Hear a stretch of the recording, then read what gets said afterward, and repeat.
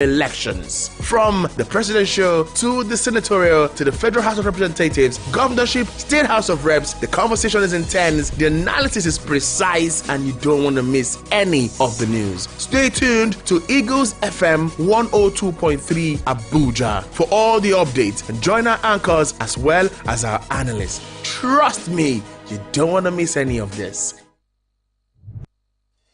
Thank you for staying with us on your radio experience. You can count on you're onto the Eagles FM election chat room, and we have been talking about the elections as Nigerians have voted.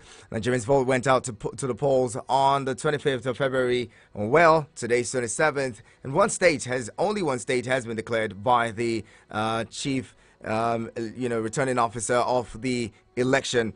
As it is, just Ekiti State has been declared at about 11 p.m. Coalition again resumes today. What is it that's playing out? All of the activities or events playing out in these elections we're covering this morning as well, talking about some of the new updates that we see.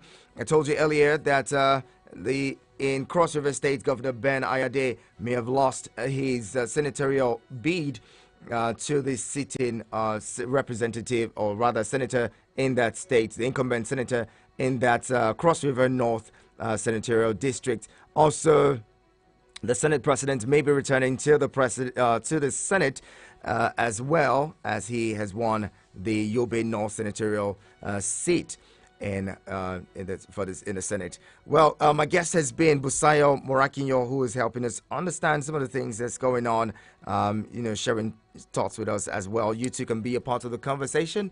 The numbers to call 090-7353-0044 and 090-8766-8888. SMS and WhatsApp messages are welcome on 090-9705-4450. Don't forget you can join us live on YouTube and Facebook. We're streaming there. You can see what's happening in the studio. Go to at Eagles FM Abuja, at Eagles FM Abuja on YouTube and Facebook. Now, Busayo, we're talking about, the way that Nigerians tripped out en masse to vote on Saturday and even Sunday. Many Nigerians were interested in the process for the first time. We saw young people, old people all coming out in the sun and in the rain just to, participate in the process and cast their ballots. But a lot of these people were disenfranchised after several, going through a difficult time getting their PVCs and also coming out on election day, wasting hours or man hours. And at the end of the day, they couldn't, really vote.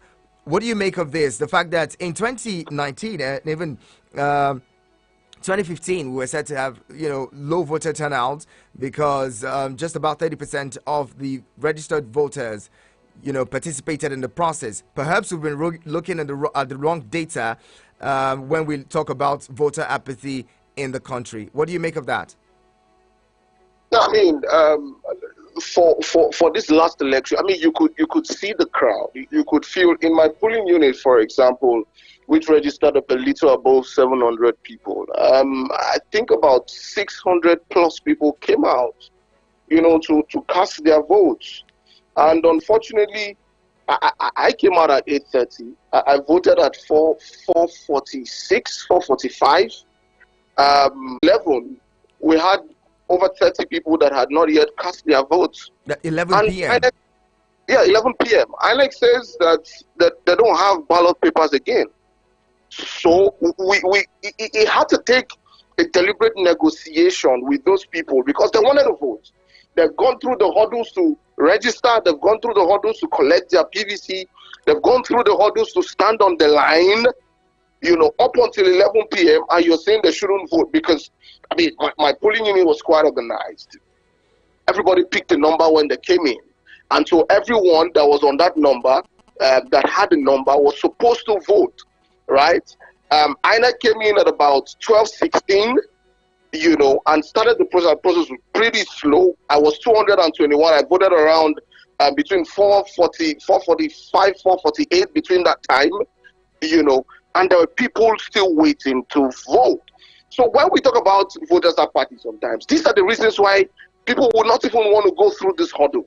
Because what's the reward of going through this hurdle when you're going to be disenfranchised, number one? Number two, when it seems like your vote is not going to count. citizens trusted INEC. We could see the numbers trooping out everywhere. First-time voters especially were enthusiastic to vote. People voted up until 5 a.m. on Sunday. What level of patriotism would you call that?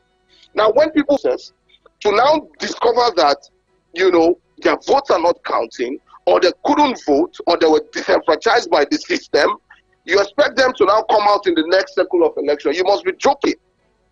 See, we're already in a tense situation where citizens do not trust government. We know that there's distrust, with government institutions and agencies, including INEC. And INEC didn't see the need to redeem itself, by just giving people the only thing people requested. Give us a free and fair and smooth election.